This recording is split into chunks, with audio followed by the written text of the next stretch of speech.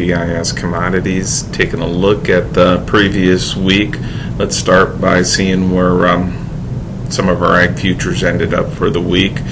We had September corn close at $4.92, down 40 cents on the week, while East corn closed at $4.76, down 24 cents on the week. We had August soybeans close at $13.49, down $1.49 on the week.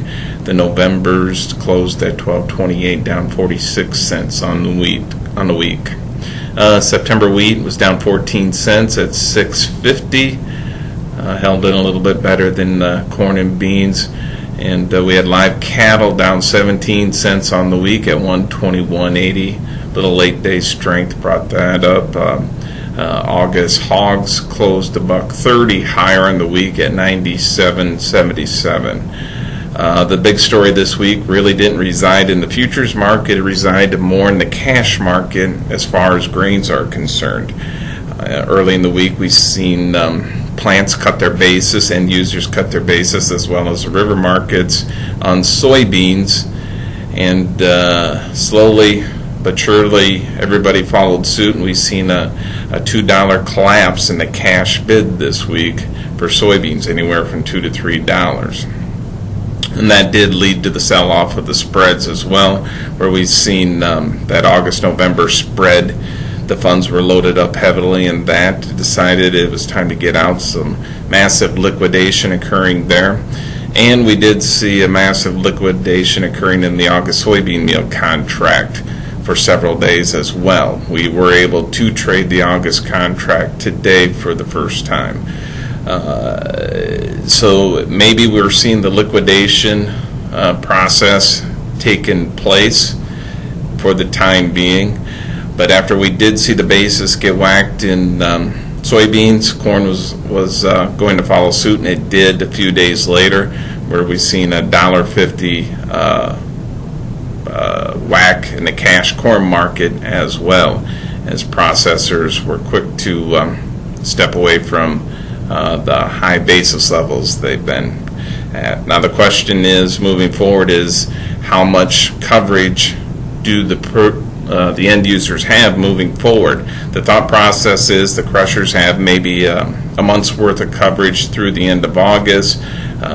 Corn, difficult to say at this time, though there was some corn bought, some panic selling in the countryside by producers. How much is undetermined at this point.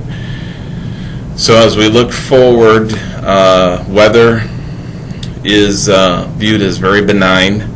Dry areas are viewed as getting smaller, not larger.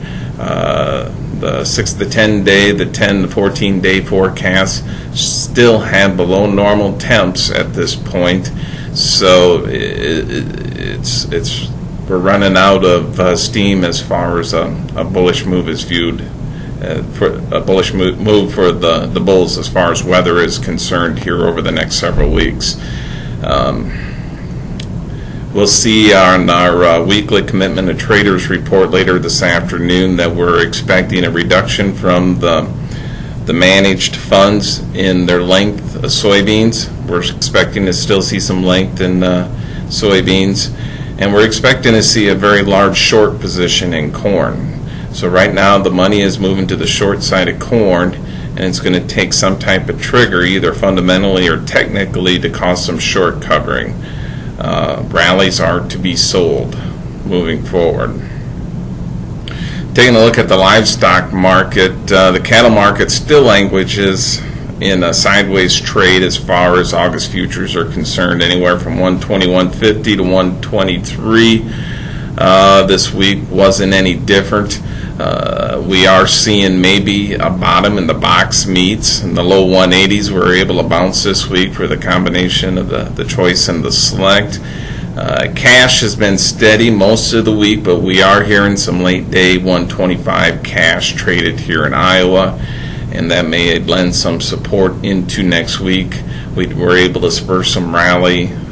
We were able to rally the futures today on the thought of a higher cash trade today. Hog futures we're able to challenge. The August contract was able to run up and challenge that $100 level earlier in the week. It feels like it's a selling opportunity up here at these levels. Cash and a cutout is firmed later in the week. But it doesn't feel like it has enough muster to push up and through that August contract. I think as we challenge that $100 mark, I think it's a selling opportunity, and I would take a look at the deferreds as well.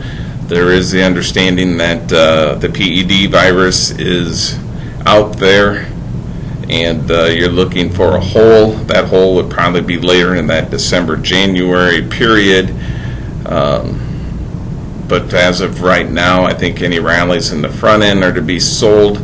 And I think when you take a look at those deferreds with the rallies in the front end, I would be looking to get some sales or hedges in place as well.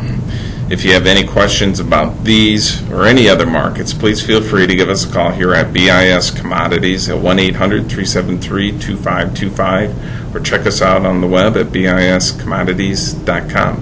Everybody have a great weekend.